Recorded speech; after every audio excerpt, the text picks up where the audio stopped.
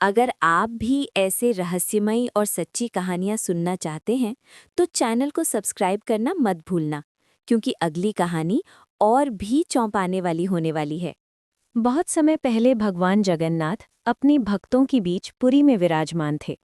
उनका मंदिर भक्तों की आस्था का सबसे बड़ा केंद्र था। दूर दूर से लोग उनके दर्शन के लिए आते, भजन गाते और अपनी मनोकामनाएं पूरी होने की आशा लेकर लौटते। सब कुछ बहुत शांत और पवित्र था। लेकिन एक समय ऐसा भी आया जब एक रहस्यमयी घटना ने पूरे नगर को हिलाकर रख दिया। लोग कहने लगे कि जगन्नाथ जी मंदिर से भाग गए। ये बात सुनते ही हर कोई चौंक गया। कोई विश्वास नहीं कर पा रहा था कि जो भगवान पूरे संसार का पालन करते हैं, वो भला अपने ही मंदिर से क्यों भागेंगे। लेकिन इस घटना के पीछे एक गहरी कहानी छिपी थी, जो धीरे धीरे सामने आई। पुरी नगर में एक गरीब भक्त रहता था, जिसका नाम माधव था। वो बहुत ही सरल और सच्चे दिल का इंसान था। उसके पास धन नहीं था, लेकिन उसके मन में भगवान के लिए असीम प्रेम था। हर दिन वो मंदिर जाता, दूर खड़ा होकर ही भगवान के दर्शन करता और अपनी दिल की बात उनसे कहता। माधव के पास इतने पैसे भी नहीं थे कि वो भगवान को भोग चढ़ा सके, लेकिन वो रोज अपने घर की सूखी रोटी का एक टुकड़ा बचाकर लाता और मंदिर के बाहर बैठकर भगवान को याद करते हुए कहता, प्रभु, मेरे पास देने को कुछ नहीं है, बस ये सूखी रोटी है, इसे स्वीकार कर लो। एक दिन मंदिर के पुजारी ने माधव को देखा और गुस्से में आकर बोले, अरे गरीब, यहाँ इस तरह बैठकर क्या कर रहा है? ये कोई जगह है तेरे जैसे लोगों के लिए? जा यहाँ से। माधव बहुत दुखी हुआ, लेकिन उसने कुछ नहीं कहा। वो चुपचाप वहां से चला गया और मंदिर के पीछे जाकर बैठ गया। आंखों में आंसू थे, लेकिन दिल में भगवान के लिए प्रेम पहले से भी ज्यादा बढ़ गया। उस रात एक चमत्कार हुआ। मंदिर के भीतर जब सभी दरवाजे बंद हो गए और पुजारी सो गए, तब अचानक भगवान जगन्नाथ की मूर्ति से प्रकाश निकलने लगा। ऐसा लगा जैसे स्वयं भगवान जीवित होकर उठ खड़े हुए हों। उन्होंने धीरे धीरे अपने सिंहासन से उतरकर मंदिर के पीछे की ओर कदम बढ़ाए। उधर माधव वहीं बैठा रो रहा था। तभी उसे लगा कि कोई उसके पास आया है। उसने आंखें उठाकर देखा तो सामने एक साधारण व्यक्ति खड़ा था, लेकिन उसके चेहरे पर दिव्य तेज था। उस व्यक्ति ने मुस्कुराकर कहा, माधव, तुम क्यों रो रहे हो? माधव ने कहा, मैं गरीब हूँ प्रभु, मेरे पास कुछ नहीं है।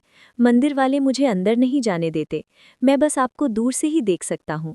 वो व्यक्ति बोले, अगर भगवान तुम्हारे पास खुद आ जाएं तो? माधव चौंक गया, क्या ऐसा हो सकता है? तभी वो व्यक्ति मुस्कुराए और बोले, मैं ही हूँ तुम्हारा जगन्नाथ। माधव के शरीर में जैसे बिजली दौड़ गई। वो तुरंत उनके चरणों में गिर पड़ा। उसकी आंखों से आंसू बहने लगे। उसने अपनी सूखी रोटी उन्हें दी और कहा, प्रभु, यही मेरे पास है। भगवान ने प्रेम से वो रोटी खा ली। उस पल माधव को ऐसा लगा जैसे उसे पूरी दुनिया मिल गई हो। उधर सुबह जब मंदिर के पुजारी जागे और दरवाजे खोले, तो देखा कि भगवान की मूर्ति अपने स्थान पर नहीं है। पूरे मंदिर में हड़कंप मच गया। राजा को खबर दी गई, नगर में घोषणा कर दी गई कि भगवान जगन्नाथ मंदिर से गायब हो गए हैं।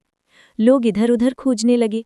कोई कह रहा था कि ये कोई चमत्कार है, तो कोई इसे अपशकुन मान रहा था।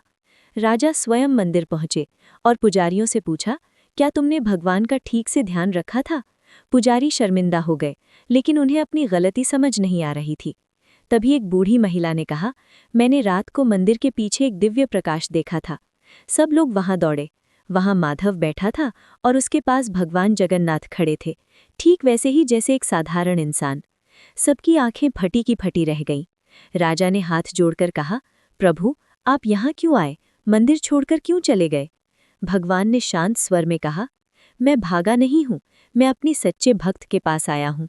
जहाँ प्रेम होता है वहीं मेरा निवास होता है।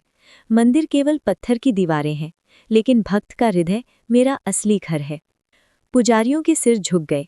उन्हें अपनी गलती समझ में आ गई। उन्होंने माधव से माफी मांगी और कहा, हमने तुम्हें छोटा समझा, लेकिन तुम सबसे बड़े भक्त निकले। भगवान ने आगे कहा, जब तक तुम लोग भेदभाव करते रहोगे, मैं मंदिर में नहीं रहूंगा।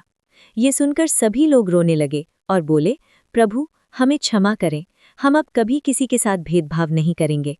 माधव ने भी हाथ जोड़कर कहा, प्रभु, आप वापस मंदिर चलिए, वहां हजारों भक्त आपका इंतजार कर रहे हैं।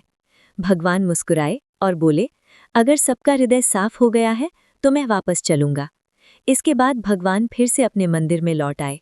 लेकिन उस दिन के बाद पुरी में बहुत कुछ बदल गया। अब मंदिर के दरवाजे हर किसी के लिए खुले थे, गरीब, अमीर, ऊंच नीच का कोई भेद नहीं रहा। माधव को भी मंदिर में सम्मान मिला। वो अब भी वही साधारण इंसान था, लेकिन उसके दिल में भगवान का जो प्रेम था वो पूरे नगर के लिए एक उदाहरण बन गया। और तब से लोग ये कहानी सुनाते हैं कि जगन्नाथ जी मंदिर से भागे नहीं थे, बल्कि अपने सच्चे भक्त के पास गए थे। ये कहानी हमें सिखाती है कि भगवान को सोने चांदी के भोग नहीं चाहिए, उन्हें चाहिए सच्चा प्रेम। अगर दिल साफ हो तो भगवान खुद चलकर हमारे पास आ जाते हैं। कहते हैं आज भी अगर कोई सच्चे मन से भगवान को पुकारे तो वो जरूर उसकी सुनते हैं, चाहे वो मंदिर में हो या किसी गरीब के छोटे से घर में।